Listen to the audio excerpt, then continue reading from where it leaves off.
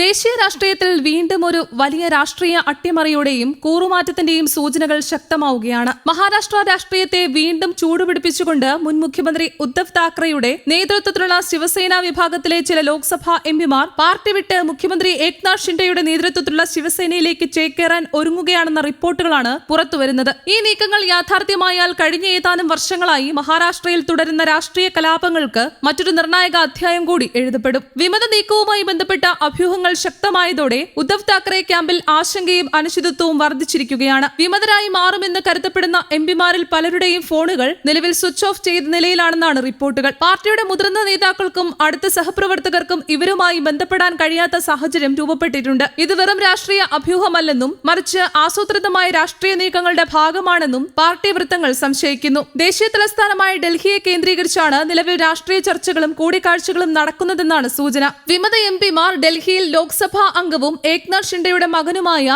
ശ്രീകാന്ത് ഷിൻഡെയുടെ ഔദ്യോഗിക വസതിയിൽ യോഗം ചേരുമെന്നാണ് രാഷ്ട്രീയ കേന്ദ്രങ്ങളിൽ നിന്ന് ലഭിക്കുന്ന വിവരം. മഹാരാഷ്ട്ര മുഖ്യമന്ത്രി ഏക്നാഥ് ഷിൻഡെയെയും ഈ നിർണായക യോഗത്തിൽ പങ്കെടുക്കാൻ സാധ്യതയുണ്ടെന്നാണ് റിപ്പോർട്ടുകൾ. ഈ യോഗത്തിന് ശേഷം വിമത എംപിമാർ ലോക്സഭാ സ്പീക്കർ ഓം ബിർളയെ നേരിൽ കാണുകയും തങ്ങളെ പ്രത്യേക പാർലമെന്ററി വിഭാഗമായി അംഗീകരിക്കണമെന്ന ആവശ്യം ഉന്നയിക്കുകയും ചെയ്യുമെന്നാണ് സൂചന. തുടർന്ന് ഈ വിഭാഗത്തെ ഔദ്യോഗികമായി ഏക്നാഥ് ഷിൻഡെയുടെ ശിവസേനയെ ലയിപ്പിക്കാനുള്ള നടപടികളിലേക്ക് കടക്കാനാണ് നീക്കമെന്നും ദേശീയ മാധ്യമങ്ങൾ റിപ്പോർട്ട് ചെയ്യുന്നു. സഞ്ജയ് ദിന പാട്ടീൽ, സഞ്ജയ് ദേശ്മുഖ്, നാഗേഷ് പാട്ടീൽ അഷ്ടികർ, ഓംരാജെ നിംബാൽക്കർ, ഭാസാഹേബ് വാക്ചൌരെ, സഞ്ജയ് ജാദവ് എന്നിവർ ഉൾപ്പെടെ 6 ലോക്സഭാ എംപിമാർ ഷിൻഡെ വിഭാഗവുമായി അടുത്ത ബന്ധം പുലർത്തുന്നതായാണ് ലഭിക്കുന്ന വിവരം. ഇതോടൊപ്പം രാജാഭാവു വാജെയും ഈ നീക്കത്തിന്റെ ഭാഗമാകുമെന്ന അഭ്യൂഹങ്ങളും ശക്തമാണ്. ഈ സാഹചര്യത്തിൽ ഉദ്ധവ് താക്കറെയുടെ പാർലമെന്ററി ശക്തിക്ക് വലിയ തിരിച്ചടിയുണ്ടാകുമോ എന്ന ചോദ്യമാണ് രാഷ്ട്രീയ നിരീക്ഷകർ ഉയർത്തുന്നത്. കഴിഞ്ഞ ഞായറാഴ്ച മുംബൈയിൽ ഉദ്ധവ് താക്കറെ വിളിച്ചു ചേർത്ത നിർണായക യോഗം നിലവിലെ പ്രതിസന്ധിയുടെ ആദ്യ സൂചനയായി വിലയിരുത്തപ്പെടുന്നു. പാർട്ടിക്ക് ലോക്സഭയിലുള്ള 9 എംപിമാരിൽ 4 പേർ മാത്രമാണ് യോഗത്തിൽ നേരിട്ട് പങ്കെടുത്തത്.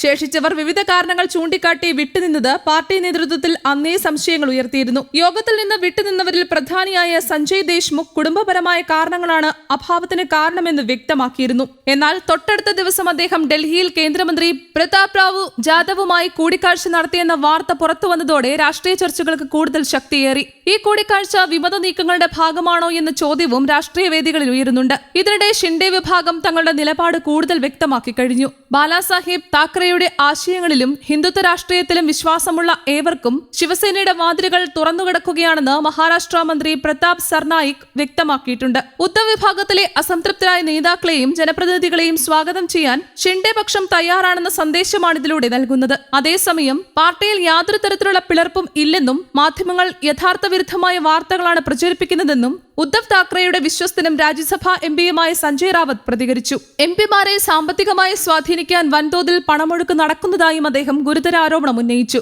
ഓരോ എംപിമാർക്കും മുൻകൂറായി 15 കോടി രൂപ വീതം വാഗ്ദാനം ചെയ്താണ് പാർട്ടി തകർക്കാനുള്ള ശ്രമം നടക്കുന്നതെന്ന് റാവത്ത് സാമൂഹ്യ മാധ്യമമായ എക്സിലൂടെ ആരോപിച്ചു. ജനാധിപത്യത്തെ പണത്തിന്റെ ശക്തി ഉപയോഗിച്ച് അട്ടിമറിക്കാനുള്ള ശ്രമമാണിതെന്നും അദ്ദേഹം വിമർശിച്ചു. 6 പതിറ്റാണ്ടിലേറെ നീണ്ട രാഷ്ട്രീയ പാരമ്പര്യമുള്ള പാർട്ടിയാണ് ശിവസേനയെന്നും ഇത്തരം പ്രതിസന്ധികളെയും രാഷ്ട്രീയ ഗൂഢാലോചനകളെയും അതിജീവിക്കാനുള്ള ശക്തമായ സംഘടനാ അടിത്തറ തങ്ങൾക്കുണ്ടെന്നും ഉദ്ധവ് പക്ഷം അവകാശപ്പെടുന്നു. എന്നാൽ നിലവിലെ സാഹചര്യത്തിൽ ഭൂരിഭാഗം എംപിമാരും ഡൽഹിയിലേക്ക് തിരിഞ്ഞതും പാർട്ടി നേതൃത്വത്തിന്റെ ഫോൺ വിളികൾക്ക് പ്രതികരിക്കാത്തതും രാഷ്ട്രീയ അഭ്യൂഹങ്ങൾക്ക് കൂടുതൽ കരുത്തു പകരുകയാണ്. മഹാരാഷ്ട്ര രാഷ്ട്രീയത്തിൽ കഴിഞ്ഞ ഏതാനും വർഷങ്ങളായി കണ്ടുവരുന്ന അപ്രതീക്ഷിത നീക്കങ്ങളുടെ പശ്ചാത്തലത്തിൽ ഈ സംഭവ വികാസങ്ങൾ അതീവ ഗൗരവത്തോടെയാണ് നിരീക്ഷിക്കപ്പെടുന്നത്. വിമത എംപിമാർ യഥാർത്ഥത്തിൽ എന്ത് നിലപാടാണ് സ്വീകരിക്കുക? ഷിൻഡെ പക്ഷവുമായി അവർ ഔദ്യോഗികമായി കൈകോർക്കുമോ അതോ അവസാന നിമിഷം സമവായ സാധ്യതകൾ ഉയർന്നു വരുമോ എന്നതെല്ലാം വരും മണിക്കൂറുകളിൽ വ്യക്തമാകും. അതിനാൽ മഹാരാഷ്ട്ര രാഷ്ട്രീയത്തിന്റെ ഭാവിയെ തന്നെ സ്വാധീനിക്കാൻ സാധ്യതയുള്ള ഈ നീക്കങ്ങൾ ദേശീയ രാഷ്ട്രീയവും ഉറ്റുനോക്കുകയാണ്. News desk Kerala Kaumudi.